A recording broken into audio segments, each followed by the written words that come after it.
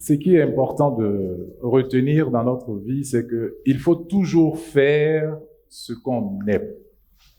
C'est très important. Il faut toujours faire ce qu'on aime. Et lorsqu'on fait ce qu'on aime, on fait la chose sans souffrance, sans douleur, et au bout du compte, on réussit. Nous avons un thème ici qui est assez important. Donc, nous parlons du patrimoine.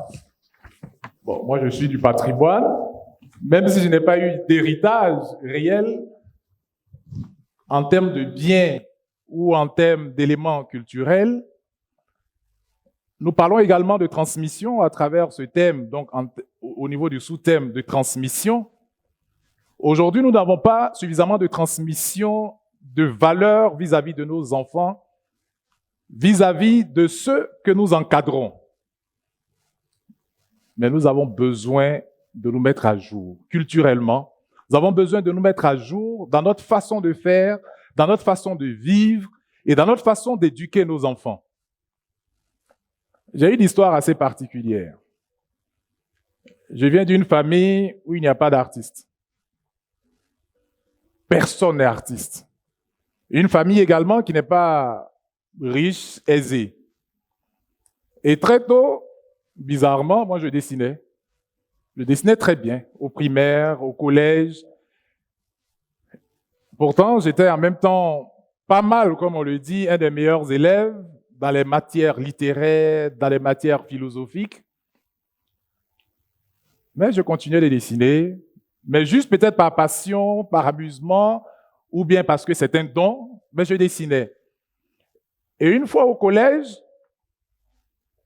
il s'est trouvé que lorsqu'on devait faire les orientations pour aller faire les séries littéraires ou scientifiques, comme on le dit, A, C, ainsi de suite, moi j'ai choisi d'aller faire les arts. Parce qu'à l'époque, il y avait une série qu'on appelait la série A3, qui a été supprimée parce que ça nous a vraiment maltraités.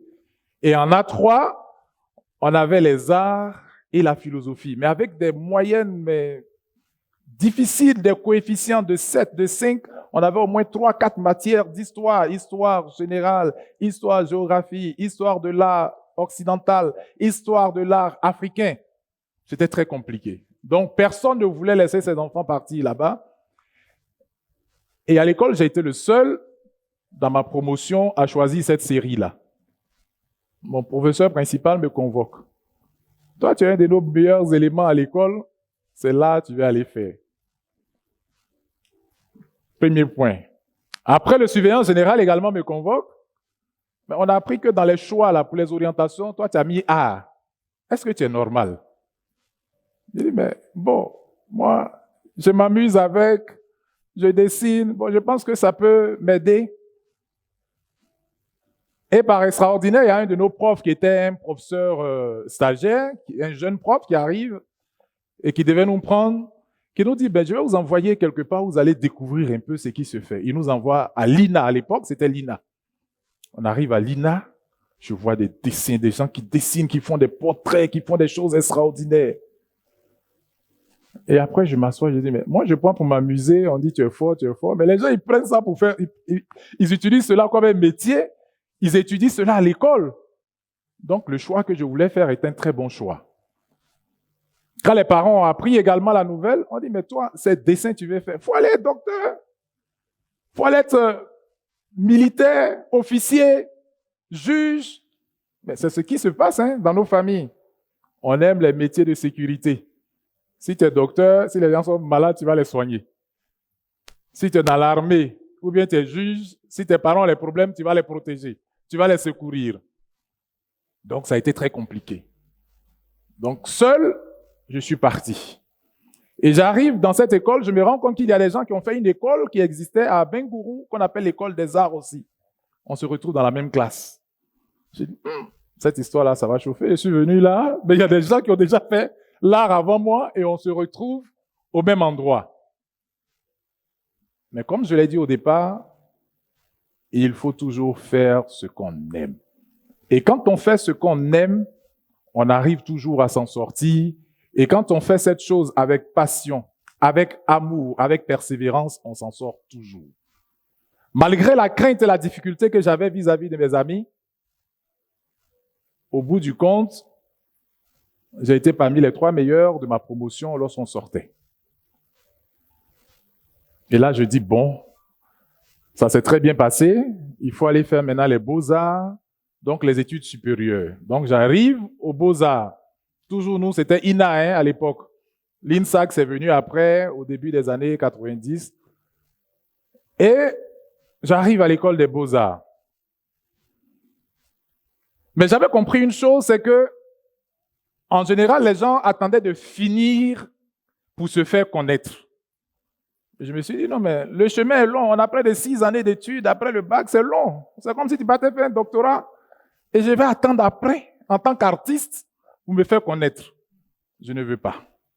Moi, je vais commencer. Du coup, je me suis engagé à participer à des petits événements, de petites expositions. Quand il y a des événements au quartier, je vais. Quand les gens disent qu'il y a un salon, une fois, quelle que soit l'activité, je m'y mets. Et un jour, j'ai rencontré quelqu'un, un grand mécène, qui me dit, mais j'entends parler de toi, tu fais des portraits, tu exposes dans des petits endroits et tout ça. Mais moi, je vais te soutenir, je vais t'accompagner. Je dis, ah bon? Il dit, mais qu'est-ce que tu veux? Il dit, mais je vais faire une exposition. Je suis en 3e année. C'est pas encore fini, donc licence 3. Et moi, je veux faire une exposition officielle. Pourtant, à l'école, c'était interdit. Donc, je m'engage. Nostalgie venait d'arriver. On me fait une grande campagne. Je passe à la télé, tout ça. Tout content, j'arrive à l'école le matin. On dit, ah, la star! Toi, tu es devenu star. Tu ne dois plus mettre tes pieds dans cette école parce que tu es devenu star.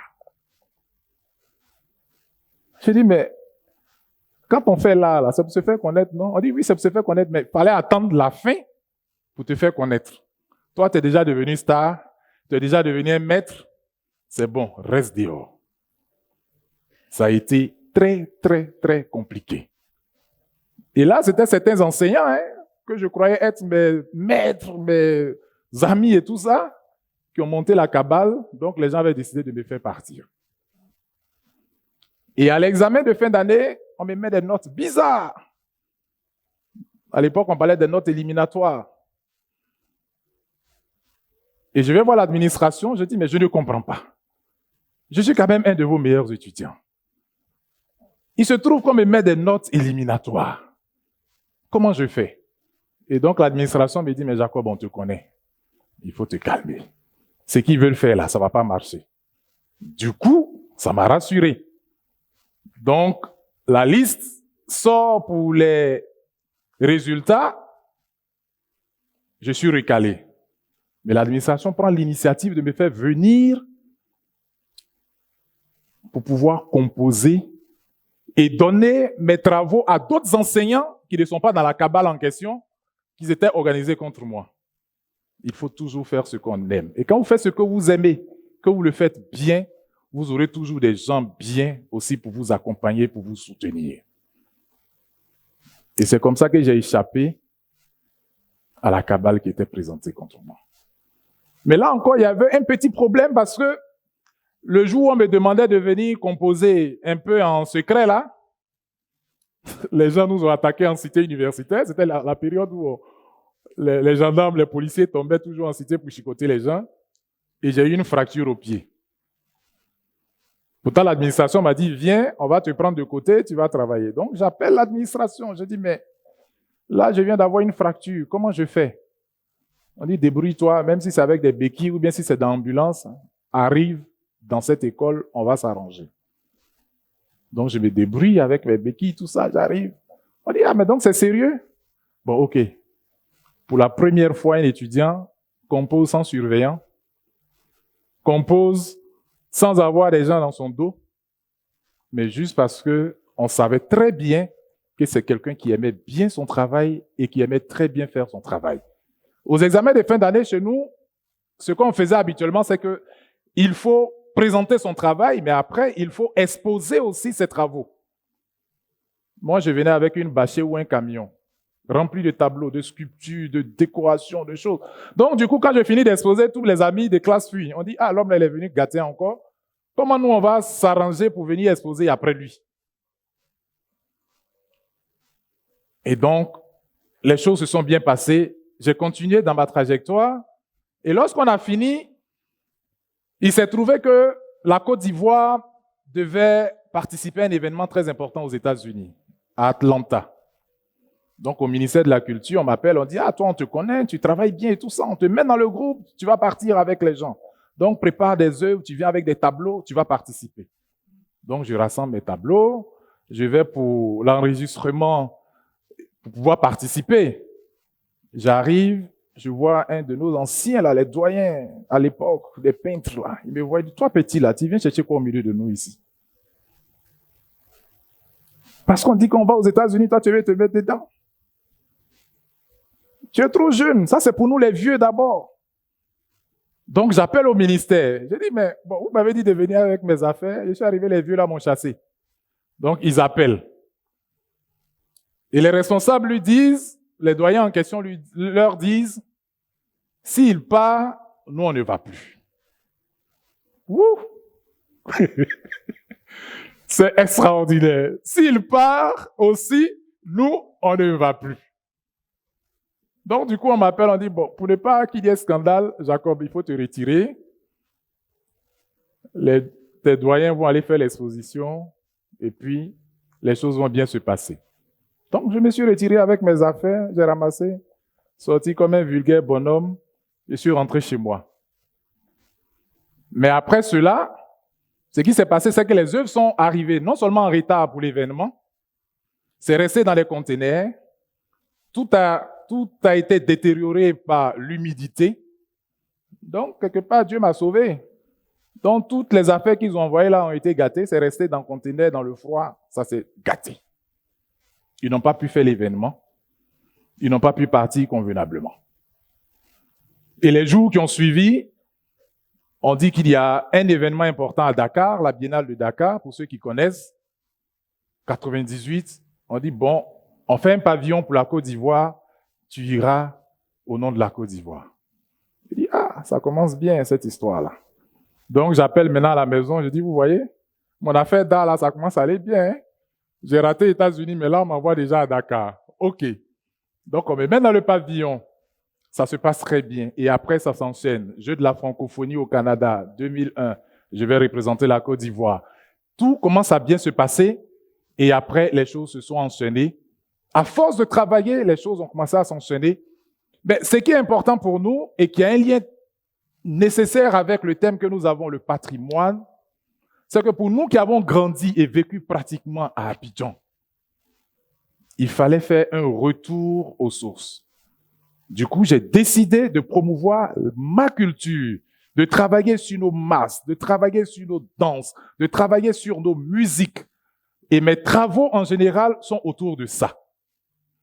Et au-delà de ça, j'ai décidé également de m'engager dans la promotion des artistes. Donc, tous les événements dont on parle, festivals ici que j'organise, les événements que j'organise, mais c'est parti des frustrations que j'ai eues.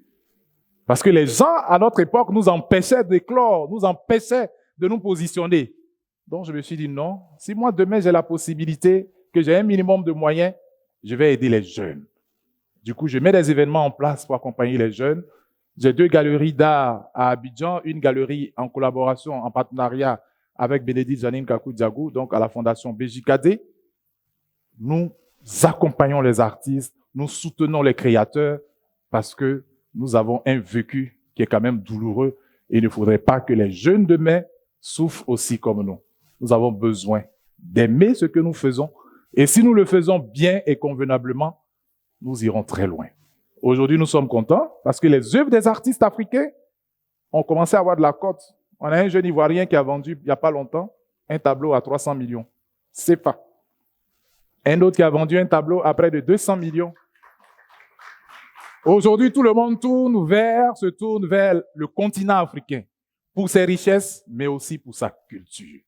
Il faut aimer ce qu'on fait et ne décourageons pas nos enfants. Je vous remercie.